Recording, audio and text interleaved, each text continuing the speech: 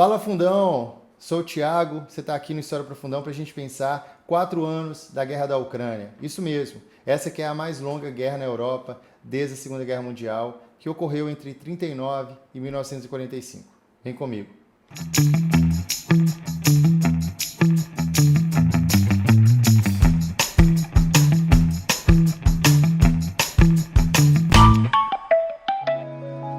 Eu estou aqui com as minhas anotações para a gente pensar sobre esse conflito muito importante para o mundo aqui no século XXI, ok? Estou com as minhas anotações para variar. Como eu disse, é o conflito mais longo em solo europeu desde a Segunda Guerra Mundial. O mundo é outro, não é? Inclusive, quero trazer aqui o conceito de guerra total do Eric Hobsbawm, esse historiador inglês, que podemos, de forma sintética, dizer que depois da Primeira e da Segunda Guerra Mundial, toda a guerra do ponto de vista geopolítico e tecnológico é total, não é?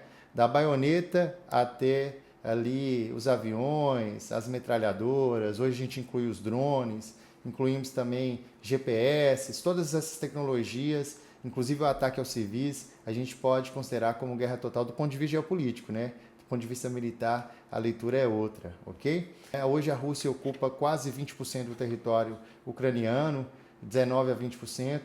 Nesses 4 anos chegou a ocupar quase 30% do território, não é? A Ucrânia conseguiu aí resistir e ao mesmo tempo perdeu alguns espaços consideráveis nesse contexto de guerra. O seu principal parceiro e aliado, Estados Unidos, teve trocas de governo, Biden teve um apoio sistemático, depois Trump retirou esse apoio, depois retornou esse apoio, enfim, os europeus também garantindo, inclusive ontem teve um evento lá em Kiev, ou Kiev, e a Ursula von der Leyen completou, representando a União Europeia, completou 10 idas à Ucrânia desde o início da guerra e disse que a Europa estava comprometida com os ucranianos, não é? Outros líderes europeus também, o primeiro-ministro do Reino Unido disse que o Reino Unido apoia a Ucrânia pelo tempo necessário. Já o presidente da França disse cético diante de uma escalada, uma reduzida na escalada e o fim do conflito.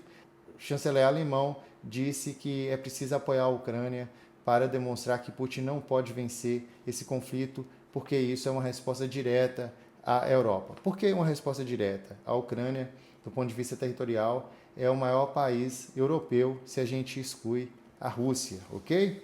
Pois bem, agora nesse exato momento, no sentido de 4 anos, nós temos ucranianos e russos sentando na mesa de negociação com o apoio ou a intervenção de países do Oriente Médio e dos Estados Unidos de Donald Trump, né?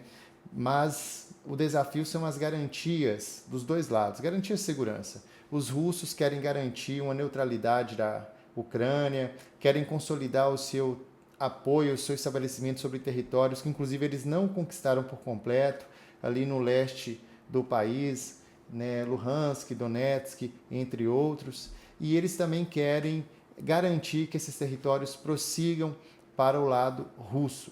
Os ucranianos querem ter certeza de que os ucranianos poderão viver em paz, portanto eles não querem se preocupar e querem garantia de pelo menos 10 anos por parte dos Estados Unidos, por parte dos europeus, por forças internacionais para garantir que os russos não descumprirão mais uma vez.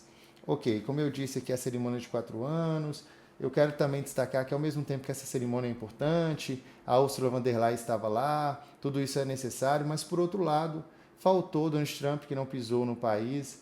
Também nós não temos representantes do primeiro escalão da Polônia, que é um país que faz fronteira e que é determinante ali no contexto do leste europeu. O presidente ucraniano falou do bunker, que ele pensou as estratégias no início da guerra 4 anos atrás, em 2022, fevereiro de 2022. E eu quero destacar esse bunker, porque ele representa uma infraestrutura construída e herdada desde a época da União Soviética. A União Soviética foi uma construção de repúblicas ali pós a queda do czarismo, com a Revolução de fevereiro, principalmente de outubro de 1917, e ali por 1921, 22, liderados por Lenin, a União das Repúblicas Socialistas Soviéticas surgirá e continuará até 1991, com a queda desse país, né? A Rússia é o principal epicentro, Moscou também, mas a gente tem que destacar outras repúblicas, destaque para a Ucrânia, Bielorrússia, ou Belarus, entre outras, tá? Os países Estônia, Lituânia, os países bálticos, né? Letônia. Algo interessante que eu preciso destacar é que a gente está falando de 4 anos de guerra, mas se a gente for pensar do ponto de vista da aula de história, de geopolítica, essa guerra tem praticamente 12 anos, porque em 2014 a Crimeia foi invadida pela Rússia e anexada forçadamente. Inclusive, quando você olha ali no Google, geralmente tem uns tracinhos, porque são áreas de litígio, ou seja, de debate por vários motivos diversos, né? No caso, a Crimeia foi incorporada de forma violenta ali, tomada da Ucrânia, e alguns, inclusive, associam a guerra com esse marco, 2014 até aqui, e não 2022. Muitos analistas acreditam que Putin, quando iniciou essa guerra, seria uma guerra, né, relâmpago, atacaria, dominaria o país por completo e faria aquilo que era necessário, na cabeça dele, tirar o governo Zelensky, estabelecer um governo pró-Rússia, mas não foi isso que aconteceu. Os russos atacaram, a Ucrânia resistiu, isso demonstra também uma fragilidade das bases russas, materiais envelhecidos, eles pediram inclusive tecnologia dos norte-coreanos, do Irã, mísseis importantes aí do Irã, destaque também para até mesmo tropas do norte da Coreia do Norte, combatendo em solo russo e ucraniano, não é? Pro lado russo, isso é importante dizer. Outro ponto importante é que o país viu uma resistência liderada pelos Estados Unidos de Biden, depois também pelos europeus, Donald Trump, porque Trump ora apoiou, ora não apoiou. No ano passado fez aquele, justamente em fevereiro, né, fez aquele processo assim humilhante, naquele diálogo em que ele e o vice-presidente humilharam publicamente o seu aliado Zelensky na Casa Branca, e Zelensky também não deixou barato, atacou respondendo, e Trump disse, olha, você não pode vir aqui exigir nada, você não está em condições de exigir nada.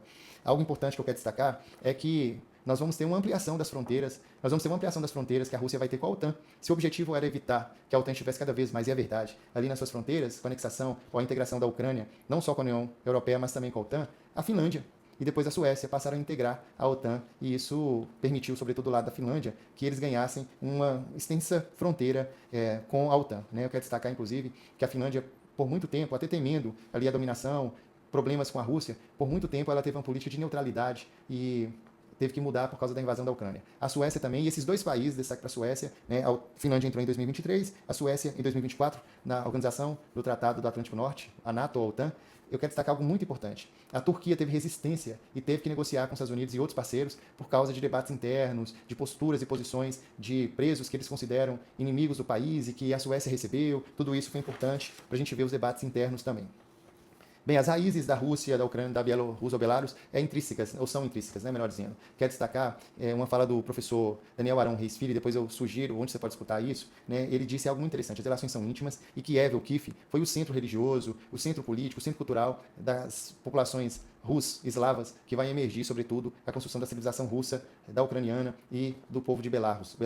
Ele, inclusive, lembra sobre a Igreja Ortodoxa também. Depois, no século XVII, a Ucrânia será dominada, ali ficará sob julgo, sob dominação russa, mas é mais que dominação, gente. Tinha relações culturais, relações políticas, e eles tiveram que também ter uma dominação, mas além disso, as elites russas, muitas delas fizeram concessões, foram absorveram, inclusive destaque para 3 grandes secretários gerais da União Soviética. Nikita Khrushchev, que é o mais conhecido desses 3 aqui, ele governou de 53 a 1964, e ele nasceu na fronteira ali de Rússia e da Ucrânia, né? O Leonid Brezhnev, ele nasceu na Ucrânia e ele governou de 64 a 82, e eu quero mencionar o Konstantin Chernenko, que governou de 84 a 85, foi bem breve, e ele, apesar de ter nascido na Sibéria, ele é de família ucraniana, porque nesse contexto aqui, não se determina o solo como aqui no Brasil. Você nasceu no Brasil, você é brasileiro, nasceu na Argentina, é argentino. Nesse contexto aqui, você pode ter nascido na Ucrânia, ter nascido em outro país ali do leste europeu, mas se seus pais são russos, você é considerado de origem russa, e, portanto, inclusive, é uma das justificativas do Putin para ocupar o leste ucraniano e para dizer que ele está defendendo essa região que tem uma concentração considerável de populações etnicamente falando russas. Isso é verdade, tá? Pois bem, nesses mais de 3 séculos, mais de 300 anos de ocupação aí, do século XVII para cá, as relações foram se dando de maneira muito complexas, mais do que uma dominação simples. Como eu disse aqui, as elites, apesar do interior, da zona rural, tem muitos ucranianos, o porto de Odessa, por exemplo, tem muitos judeus, muitos russos, as cidades ucranianas tinham concentrações de russos, então a relação é intrínseca, tá? O próprio nome Kiev da capital, enfim, eu espero ter feito um giro sobre esses 4 anos, ter sinalizado que do ponto de vista geopolítico a anexação da Crimeia é considerada como início desse conflito, e eu quero indicar algumas referências para você conhecer mais. Primeiro é o documentário Inverno em Chama, na Netflix, você pode conferir, de 2015. É uma produção dos Estados Unidos, da Inglaterra e da Ucrânia, que conta sobre a Europraça, aquele processo de ondas, aquele protestos diversos a partir da capital, da Praça da Independência, que eles começam a reivindicar contra a corrupção, contra a violência institucional, policial e também pedindo aproximação com a União Europeia em detrimento da influência russa. Quero indicar 2 episódios do podcast Tempos, Combates Pré-História. Não é? O com Daniel Arão Reis Filho, tinha acabado de gravar com o Fantástico e depois gravou com a gente, ou o contrário, mas ele estava estudando na França, em Paris, as guerras russas, quando, em fevereiro de 2022, o território ucraniano foi atacado por Putin e pela Rússia. Quero destacar o episódio 19, que eu gosto muito, Guerra e Paz, que também é sobre a guerra. A gente entrevistou o meu amigo querido Carlos Prazeres da OSBA, né, maestro da Orquestra Sinfônica da Bahia, e Irineu Perpétuo Franco, que é um dos tradutores da literatura russa para o Brasil. São importantes esses 2 que eu estou mencionando e o episódio, porque teve um combate ali à cultura russa, à literatura, que é uma referência. Também teve a questão do Chelsea, que teve que ser vendido porque estava na mão de um russo, ativos congelados, e Tolstói, Dostoiévski, por exemplo, que combateram tanto a violência, eles foram cancelados. Enfim, eu espero que você tenha aprendido comigo um pouco de história, de geopolítica, nesses 4 anos da Guerra da Ucrânia. Eu te convido a curtir, compartilhar, se inscrever no canal, a enviar aí para alguém que está estudando para os processos seletivos, e espero você no meu próximo vídeo. Tamo junto!